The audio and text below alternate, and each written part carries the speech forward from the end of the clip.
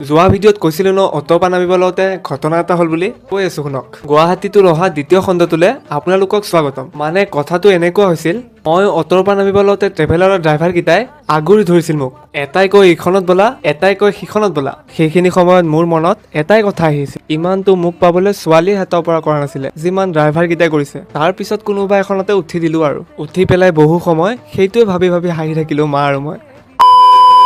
আগতে আকৌ ট্ৰেইনতহে বাদাম বাদাম বুলি চিঞৰা শুনিছিলোঁ, কিন্তু আজিকালি বাছে গাড়ীয়ে চবতে শুনা পাওঁ। বাদামৰ বাহিৰে বেলেগ বেলেগ কিবাও আছিলে, কিন্তু মই চকলেটকে ল'লোঁ, যেন মুখখনৰ লগতে জাৰ্ণিটোও মিঠা হয়। কিন্তু এতিয়ালৈ আমাৰ গাড়ী এতেই ৰৈ আছে, অলপো আগবঢ়া নাই। মানে কেইটামান চিট খালী আছে, গোটেইকেইটা ফুল হ'লেহে টেক অফ হ'বগে, চৰি ৰাওনা হ'বগে। অৱশেষত বহু সময়ৰ পিছত ৰাওনা হ'ল। যোৰাবাটৰ অকুৱা পকুৱা ৰাস্তাটোত মই কৈ মিল গিয়া চিনেমাখনৰ গানটোৰ দৰে এবাৰ ইধাৰ চালামে আকৌ এবাৰ উধাৰ চালামে হৈ গৈছিলোঁ। কিন্তু পিছলি যোৱা নাই বাৰু, মই গাড়ীত নিপিছলো মই অকল সেই তোমাৰ ধুনীয়া চকুচুৰি চালেহে পিছলো। সেই অকুৱা পকুৱা ৰাস্তাটো পাৰ হৈ গাড়ীখন আকৌ ৰলগে, মানে এবাৰ পেট্ৰল পাম্পত ৰল, তেলটো ভৰাই আকৌ যাবলৈ ল'ল। তাৰ পিছত বহু দূৰ আহি এইবাৰ আকৌ জামত ফচিলো। এই ট্ৰেফিক জামটো মোৰ একেবাৰে ছায়াৰ দৰে লগ লাগি থাকে, য'লৈকে যাওঁ তাতেই জাম পাওঁ। এতিয়া গাড়ীখন নাযায়হে নাযায়। বহু সময়ৰ পিছতহে জামটো খুলিল, তাৰ পিছতহে যাবলৈ ল'ল। ট্ৰেভেল কৰিলে মোৰ অইন মানুহৰ দৰে মাথা ঘূৰোৱা বা বমি নহয়, কিন্তু টোপনি ঠিকেই ধৰে। সেইবাবে ভাবিলোঁ অলপ শুয়ে দিওঁ,